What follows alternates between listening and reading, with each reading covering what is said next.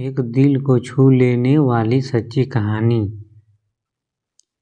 मैं एक दुकान में खरीदारी कर रहा था, तभी मैंने उस दुकान के कैशियर को एक 5-6 साल के लड़के से बात करते हुए देखा।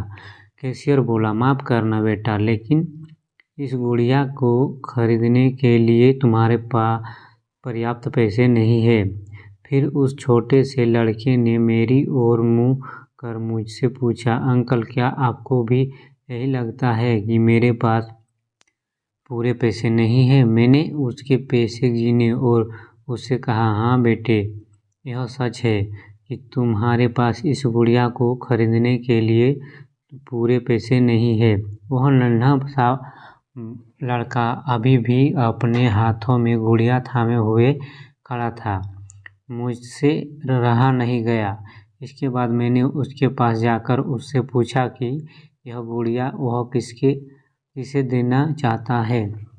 इस पर उसने उत्तर दिया कि यह वो गुड़िया है जो उसकी बहन को बहुत प्यारी है और वह इसे उसके जन्मदिन के लिए उपहार में देना चाहता है। यह गुड़िया पहले मुझे मेरी मम्मी को देना है, जो कि बाद में जाकर मेरी बहन को दे देगी। यह कहते कहते उसकी आंखें नम हो गई थी। मेरी बहन भगवान के घर गई है और मेरे पापा कहते हैं कि मेरी मम्मी भी जल्दी ही भगवान से मिलने जाने वाली है। तो मैंने सोचा कि क्यों ना वो गुड़िया को अपने माँ से ले जाकर मेरी बहन को दे दे। मेरा दिल थक सा रह गया।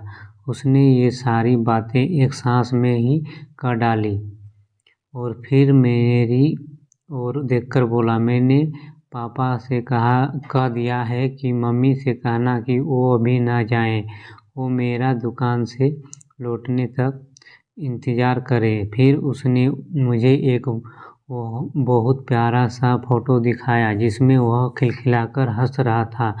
इसके बाद उसने मुझसे कहा, मैं चाहता हूँ कि मेरी मम्मी मेरा यह फ़ोटो भी अपने साथ ले जाएं, ताकि मेरी बहन मुझे भूल नहीं पाए। मैं अपनी मम्मी से बहुत प्यार करता हूँ और मुझे नहीं लगता कि वो मुझे ऐसे छोड़ने के लिए राज़ी होगी, पर पापा कहते हैं कि उन्हें मेरी छोटी बहन के साथ रहने के लिए जाना ही पड़ेगा।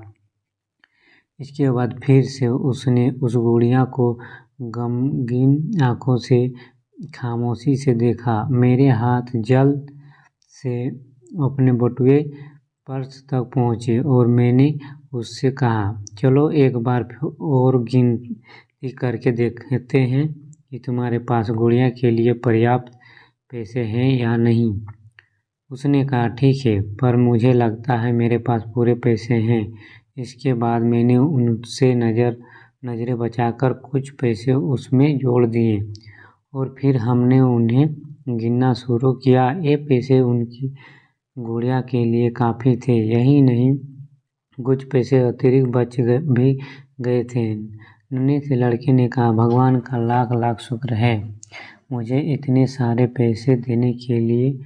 फिर उसने मेरी ओर देखकर कहा, मैंने कल रात सोने से पहले भगवान से प्रार्थना की थी कि मुझे इस गुड़िया को खरीदने के लिए पैसे दे देना, ताकि मम्मी इसे मेरी बहन को दे सके, और भगवान ने मेरी बात सुन ली।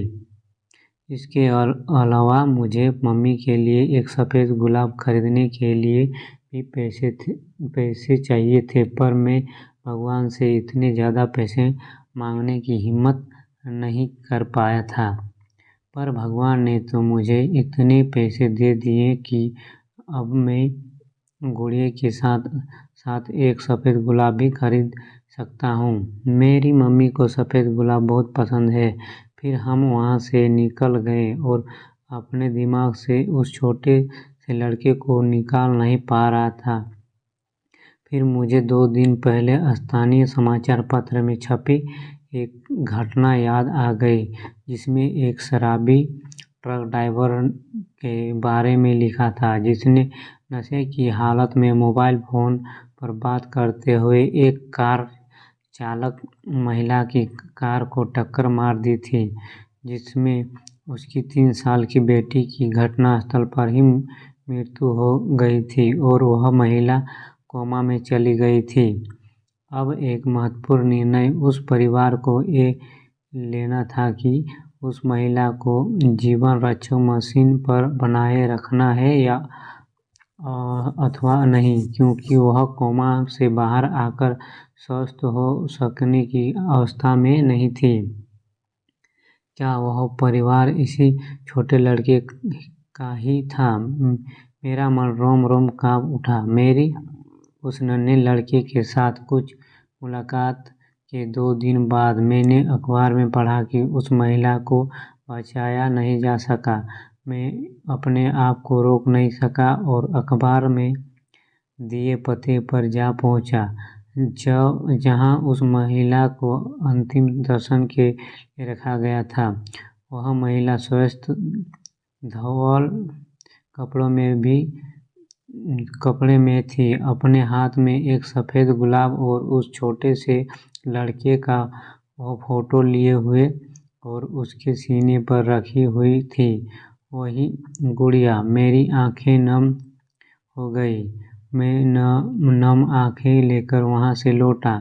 उस नन्हे से लड़के का अपनी माँ और उनकी बहन के लिए जो प्यार था वह शब्दों में बयान करना मुश्किल है, और ऐसे में एक शराबी चालक ने अपने घोर लापरवाही से क्षण भर में उस लड़के से उसका सब कुछ छीन लिया।